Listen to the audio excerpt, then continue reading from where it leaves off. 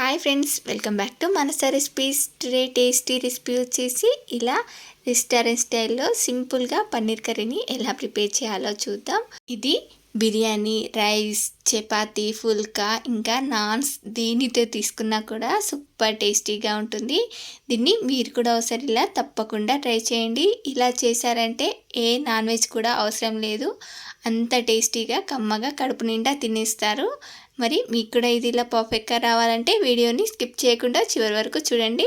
మరి ఇప్పుడు లేట్ చేయకుండా చాలా టేస్టీగా యమ్మీగా ఈ పన్నీర్ కర్రీని ఎలా ప్రిపేర్ చేయాలో చూద్దాం. ఇప్పుడు ముందుగా దీనిలోకి ఇలా ఒక అరకప్పు పెరుగు తీసుకొని 2 స్పూన్స్ చిల్లీ పౌడర్, అలాగే 1 స్పూన్ ధనియా పౌడర్, అర స్పూన్ వేయించి పొడి చేసుకున్న జీరా పౌడర్, అర teaspoon garam masala, 1 teaspoon సాల్ట్ని యాడ్ చేసుకొని ఇప్పుడు దీన్నంతా కూడా ఇలా బాగా మిక్స్ చేసుకోవాలి. చూడండి, దీన్నంతా కూడా ఇలా గడ్డలేమీ లేకుండా ఇలా సాఫ్ట్గా అయ్యేంత వరకు మిక్స్ చేసుకున్న తర్వాత ఇప్పుడు దీనిలోకి ఇలా ఒక 200 గ్రామ్స్ పన్నీర్ని ఇలా మరీ చిన్నగా కాకుండా ఇలా మీడియం సైజులో క్యూబ్స్లా కట్ చేసి వేసుకొని ఇప్పుడు వీటికి ఇలా మనం మిక్స్ చేసుకున్న ఈ మసాలా పేస్ట్నంతా కూడా ఇలా బాగా పట్టించాలి.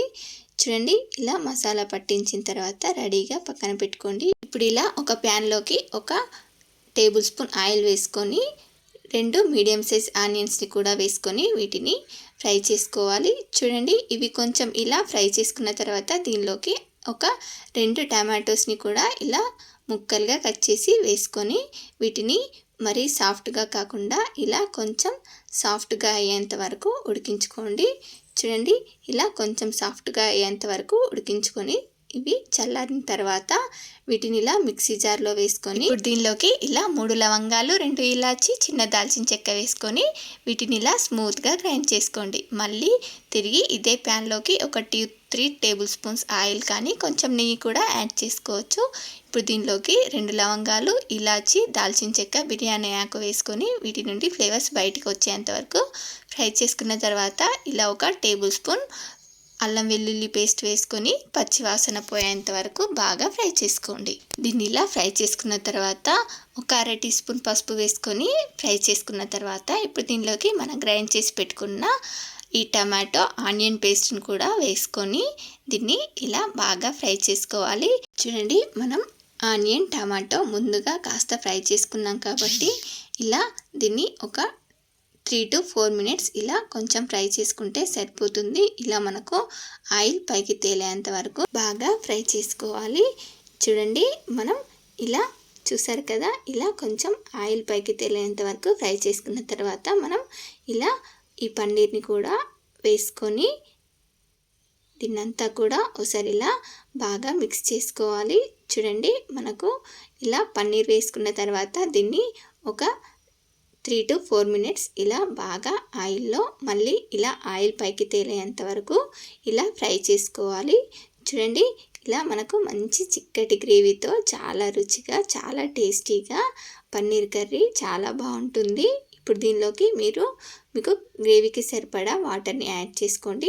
నేను ఇక్కడ ఇలా ఒక టీ గ్లాస్ వాటర్ని ఇదే మిక్సీ జార్లో వేసుకొని వాటర్ని యాడ్ చేసుకున్నాను. చూడండి, మీరు మీ గ్రేవీకి సరిపడా వాటర్ని యాడ్ చేసుకొని దీన్నంతా కూడా మళ్ళీ ఇలా ఆయిల్ పైకి తేలేంత వరకు ఇలా బాగా ఉడికించుకోండి. చూడండి, మనకు ఇలా పన్నీర్ కర్రీ ఇలా మంచి చిక్కటి గ్రేవీతో సూపర్ టేస్టీగా రెడీ అయిపోయింది. ఇప్పుడు దీనిలోకి ఇలా 1 టీ స్పూన్ అంతా కసూరి మేతిని ఇలా క్రష్ చేసి యాడ్ చేసుకోండి. అలాగే ఇప్పుడు దీనిలోకి ఒక గుప్పెడంతా కొత్తిమీరాకు కాస్త ఎక్కువగానే వేసుకోండి, టేస్ట్ చాలా బాగుంటుంది.